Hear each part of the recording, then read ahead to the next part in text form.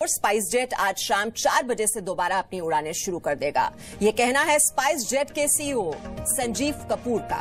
कपूर का कहना है कि जो फ्लाइट्स आज शाम 4 बजे या उसके बाद ऑपरेट करने वाली थी वो चालू हो जाएंगी।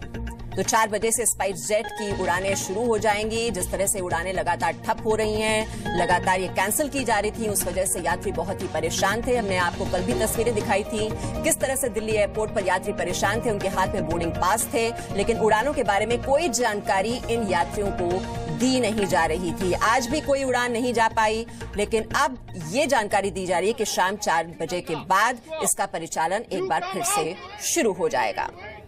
दिल्ली एयरपोर्ट पर स्पाइस जेट की फ्लाइट्स के रद्द होने पर वहां मौजूद यात्रियों ने जमकर हंगामा किया।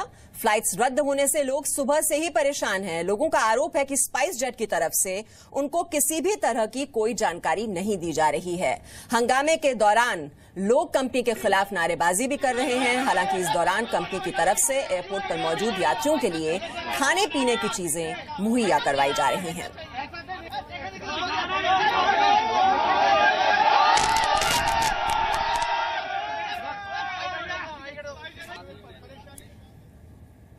तो तेल कंपनियों की ओर से जो ईंधन की सप्लाई थी वो रोक दी गई थी स्पाइस जेट के लिए, और इसी वजह से ये उड़ानें कैंसिल करनी पड़ी थी। कल भी ये कैंसिल हुई थी। कई दिनों से हालांकि ये सिलसिला चल रहा है और आज भी यात्री बहुत ही ज्यादा परेशान, क्योंकि स्पाइस जेट की जितनी भी उड़ानें थी वो कैंसिल कर दी गई। एक भी उड़ान नहीं जा पाई आज के दिन भी। लेकिन अब जानकारी दी जा रही है कि शाम 4 बजे के बाद जो परिस्थितियां हैं वो बदल जाएंगी और इसका परिचालन शुरू हो जाएगा। What is the bloody nonsense? I'll book the tickets in the month of August, but right now they said there is nothing accommodation. I have booked 6 months in advance to go for a wedding. Why should I be treated like this? I have a boarding pass as in yesterday evening. How can the flight suddenly get cancelled? Look at these people, yeah. There are so many. और वहीं spice jet मामले में केंद्रीय नागरिक उड्डयन राज्य मंत्री महेश शर्मा ने कहा है कि सरकार किसी भी कंपनी को अपनी तरफ से कोई मदद नहीं कर सकती है। मिनिस्ट्री का डिस्कशन, हमें पैसेंजर का इंटरेस्ट भी देखना है। जो पैसेंजर्स एयरपोर्ट पर आ चुके हैं उनके इंटरेस्ट के लिए कुछ मेजर्स ऐसे उठाए जा सकते हैं, लेकिन किसी व्यक्तिगत कंपनी के लिए गवर्नमेंट बाध्य नहीं है किसी स्टेप उठाने के लिए। लेकिन अगर एविएशन इंडस्ट्री के हित में अगर कुछ है तो सरकार कोई ना कोई कदम उठाएगी। और इस पूरे मसले पर सियासी नेता क्या कह रहे हैं, आइए उनकी प्रतिक्रिया भी आपको सुना दें।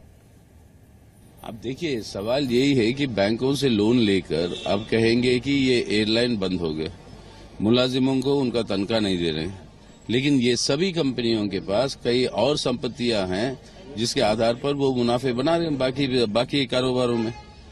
तब इसके ऊपर ये हम कई बार कह चुके हैं पार्लियामेंट में, आज से नहीं कई अरसों से, जो लोन लेकर वापस नहीं देते आपके बैंकों के, उन मालिकों के कई दूसरी संपत्तियां जो है उन संपत्तियों को जब्त करके जनता की पैसा जो उन्होंने लिया बैंकों के द्वारा वो वापस करवाओ। सरकार को किसी तरह की मदद नहीं करना चाहिए। तो सरकार जो है वो बिजनेस भी चलाएगी क्या, और किसके पैसे चलाएगी? देश के पैसे से।